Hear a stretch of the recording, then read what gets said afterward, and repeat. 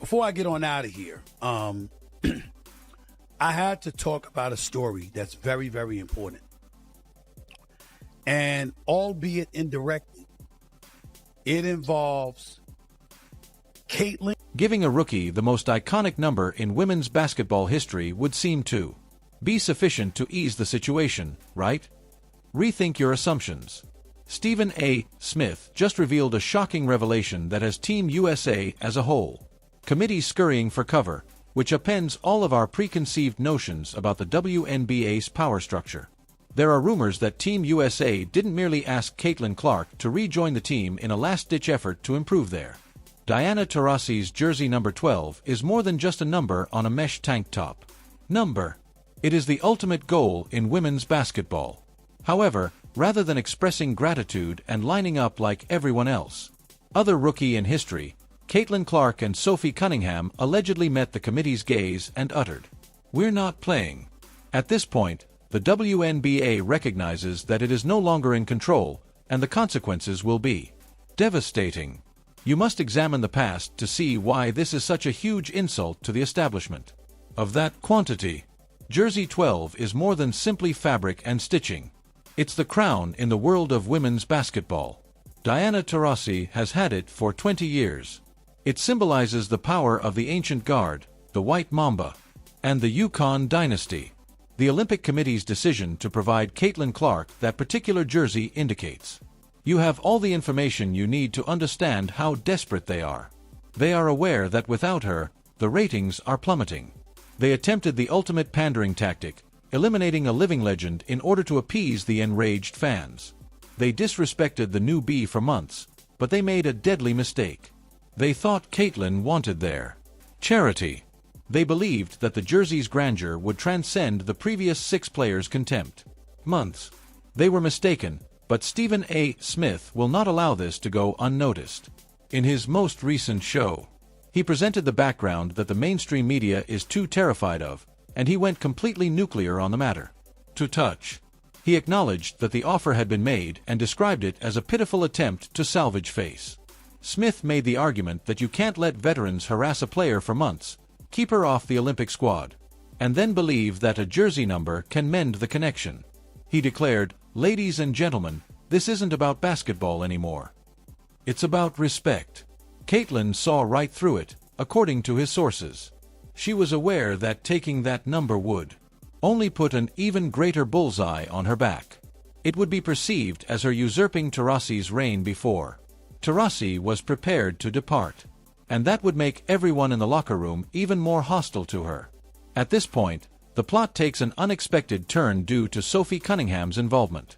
The media attempted to portray Sophie and Caitlin as fierce rivals for a period, particularly following those physical matchups between the Mercury and the Fever. The story was simple. Sophie is the enforcer for the old guard, whereas Caitlin is the newcomer. However, the current rumors point to a significant change in allegiance. According to reports, Sophie Cunningham is declining to team up with Caitlin for Team USA. Why? Because she has seen the writing on the wall. According to the sources, Sophie is fed up with the small-time politics and cruel girl vibe that has been a problem in the league's locker rooms this season. If the NBA is going to treat their golden goose like this, what does that entail for daily grinders like Sophie? She's drawing a line in the sand. What we're seeing is the first significant player uprising in the WNBA's current era by declining to play, even with the honor of a jersey. With 12 games remaining, Caitlin and Sophie are depriving the league of its 2 greatest resources, the generational skill and the bold demeanor that encourages participation. It conveys the idea that the participants are no longer terrified of the establishment.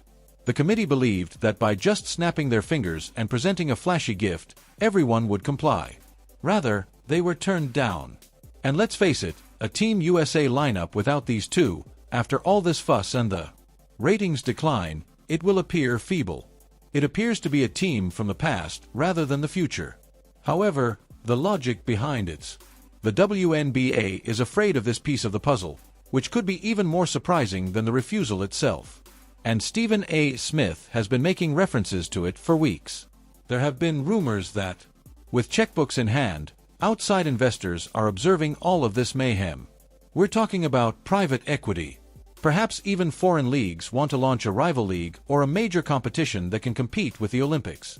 Caitlin and Sophie may know they have a billion-dollar safety net if they decline to participate in the current system. Net waiting for them somewhere else. Why put up with hazing, harsh fouls, and small-minded envy over a jersey number?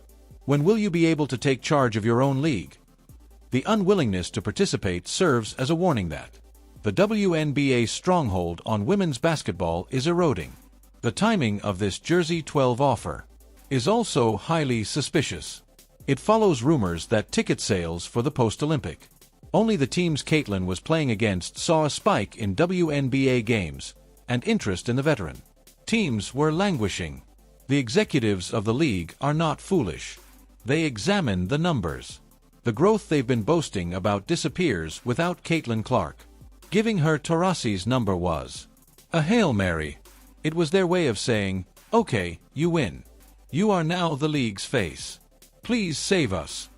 However, Caitlin's reluctance demonstrates that she has the power. She doesn't require their approval. She doesn't require Taurasi's number to be successful. In actuality, wearing 22 has already gained more notoriety in just 6 months than wearing 12 over the previous 6 years. Additionally, Stephen A.Smith discussed the Phoenix Mercury's internal dynamics, which makes Sophie Cunningham's involvement even more intriguing. Keep in mind that Sophie plays alongside Diana Taurasi for her to allegedly support. In this boycott, Caitlin implies that Paradise in Arizona is having problems. Is it feasible that the veterans have they alienated their own comrades by refusing to transfer the torch? Sophie Cunningham is intelligent as well as a competitor. She is aware that Caitlin's quick, deep threes and prolific scoring are the league's future. Sophie is protecting her own future and separating herself from A. Fans are beginning to perceive this generation of athletes as resentful and gatekeeping. It's a career move just as much, since it is a moral position. Let's investigate the disrespect that Stephen A. frequently brings up. It's not just about the Olympic snub, it's about the quiet. When Caitlin was being face-guarded and hard-fouled, the league was silent when Chennedy Carter hip-checked her 94 feet from the basket. The Team USA committee was also mute. But all of a sudden, they want to give her the program's most coveted jersey. It seems dishonest. It feels like a bribe. According to accounts, the gesture offended Caitlin's team. They believed that if Team USA truly respected her, they wouldn't have attempted to buy her off with a bribe in June. Instead, they would have added her to the squad based on merit. After realizing they had messed up the TV ratings, they changed the jersey number in August. There is also the Diana Taurasi factor. She hasn't spoken much about this particular rumor, but just think of how that conversation fell down. Did the committee ask Diana before giving a novice her number? If they did, and she agreed, it indicates that she is prepared to retire. However, given the committee's apparent fear, it's quite plausible that they didn't ask her. Then, in order to pursue a rookie, they degraded their greatest player of all time. This is the havoc Caitlin Clark's prominence has revealed that the league is so unprepared for this degree of fame that they are destroying relationships with their legends in an attempt to keep up with the hype train. Stephen A. Smith is devouring this management fiasco. Additionally, you must consider the sentiment of the fans. Go to any forum, comment area, or Twitter thread. The fans are supporting Caitlin and Sophie. The story has completely changed. The pay your dues argument is no longer relevant. People witnessed what Caitlin did in the All-Star game. They witnessed her setting assist records. They believe she should be on that court. As a result, when the committee attempts to, the fans perceive a stunt, such as providing jersey 12, as desperate. They believe the league is attempting to use Caitlin's brand to preserve their own. By declining, Caitlin and Sophie are really getting more well-known. They are turning into anti-heroes, fighting against a system that attempted to keep them back. It's the traditional tale of the United States versus the rest of the world, and the WNBA unintentionally crafted the script for them. Let's return to the topic of money, since in professional sports, the TV partners are enraged. according to Stephen A.Smith. NBC, ESPN, and Amazon spent a lot of money for these rights in the hopes that the Caitlin Clark effect would continue into the Olympics and the playoffs. Team USA effectively set millions of dollars worth of advertising revenue on fire when they left her off the squad. These networks presumably put pressure on them to offer Jersey 12. They most likely told the committee. But by declining to play, Caitlin is demonstrating that she recognizes her worth. Either fix this or we renegotiate. You may just move her around to increase ratings because she is not an employee. She is the franchise. If she chooses not to play, the machine stops. We also need to think about how it will affect the culture of the locker room. If Caitlin had agreed to Jersey 12, picture the hazing. Picture what the other veterans would say. Oh, you think you're Diana now? Do you believe you deserve that? It would have been intolerable. It would have further alienated her. By declining, she avoids that pitfall. She appears strong to management but remains modest to the public. And Sophie Cunningham's support dispels the myth that Caitlin is despised by all of the players. It demonstrates that the intelligent players who support the league's expansion are on her team. It splits the WNBA into two groups: those who wish to expand the game and those who wish to hold onto their positions. Stephen A.Smith also raised an extremely unsettling facts about the selection committee. He questioned, who are these people protecting? The choice to exclude her was once presented as a basketball choice, arguing that she lacked experience. However, giving her Jersey 12 goes against things completely. If you believe a rookie lacks experience, you don't give her the captain's number. This inconsistency reveals the It demonstrates that the first rejection was personal. It was petty.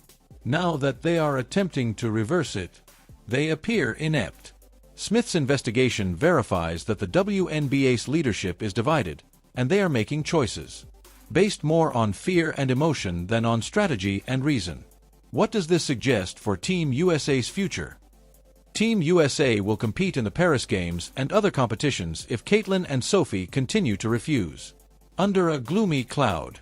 Every time the team fails to score and the ratings are low, the fans and broadcasters will be discussing the two players who aren't present. Whoever wears Jersey 12 will be shadowed by it.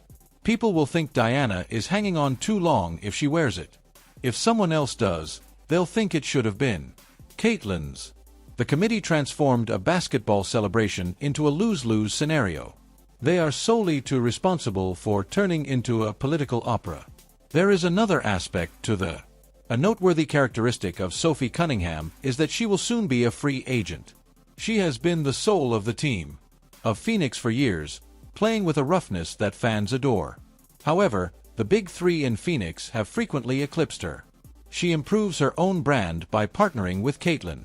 She transitions from being a reliable role player to being half of the most talked about pair in the sport. There are already rumors that Caitlin and Sophie could play together, possibly in the brand new, unparalleled 3-on-3 league that Brianna is starting during the off-season. Imagine Caitlin and Sophie, both on the same squad, controlling a league that directly affects Stewart and Nafisa Collier. Competes with the marketing of the WNBA. That is the commissioner's worst nightmare, and this unwillingness to play for. The first step toward that reality is Team USA. Stephen A. Smith issued a terrifying warning to the WNBA as he concluded his section. You cannot resist the future, he added, drawing a comparison to the NBA in the 1980s and 1990s. When a star appears, who changes the game's geometry, you construct around them. You don't try to push them into. Caitlin managed to escape the WNBA's attempt to put her in the rookie's turn box. She is also refusing the Jersey 12 offer, which is an attempt to put her in the heir apparent box. Those who are accustomed to dominating the narrative find it alarming that she is forging her own path.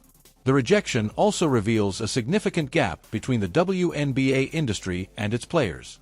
The business side wants Caitlin to appear everywhere, wearing the biggest jersey, on every poster, and in every commercial. The old guard, in particular, wants to gatekeep. The committee attempted to close that gap with this offer. Caitlin is aware that the business side adores her, but she doesn't trust the basketball. However, the bridge has already been destroyed. Sighed, and why ought she to? Trust is lost after the physical abuse and rejection. Sophie Cunningham appears to be the only seasoned professional who understands that players lose their pay if the business side fails. She's siding with the money. And Caitlin Clark has the money. This story will linger for the remainder of the season. The cameras will be watching for evidence of this mutiny every time the FEV play Slay. Sophie's body language toward Taurasi is something the Mercury study every time they play. The Jersey 12 incident has become the emblem of the identity dilemma facing the WNBA. Are they a league of tradition and history, or are they in the entertainment league and the power of stars? By offering the jersey, they attempted to be both, but they were unsuccessful.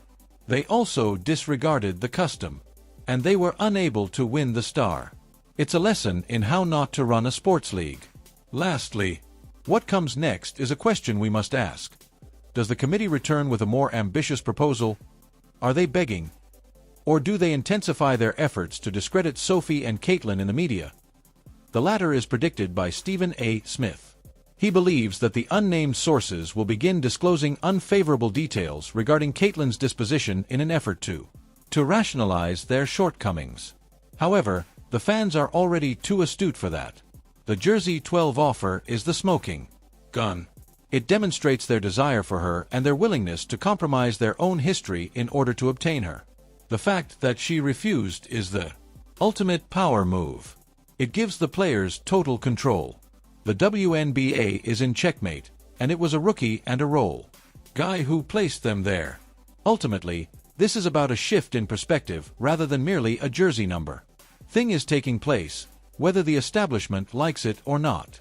Team USA lost after playing a risky game. The worst possible outcome resulted from their attempt to utilize Diana Taurasi's legacy as a negotiating tool. They now have to deal with the possibility that one of their most well-liked veterans and their biggest star will choose to sit on the sidelines.